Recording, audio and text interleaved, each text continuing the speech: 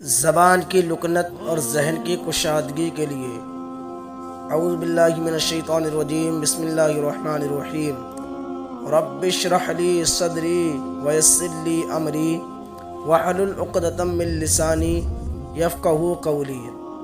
पारा 16 सूरह तौहा आयत नंबर 25, 26, 27, 28 को ज़बान की लुकनत दूर करने के लिए रोज़ाना 3 मरतबा पढ़ें और ज़हनी कुशादगी और इल्म की तरक्की के लिए फ़ज्र की नमाज के बाद 21 मरतबा पढ़ें। इंशाअल्लाह इसकी बरकत से ज़बान की लुकनत और इल्म में तरक्की होगी और जहन कुशादा होगा।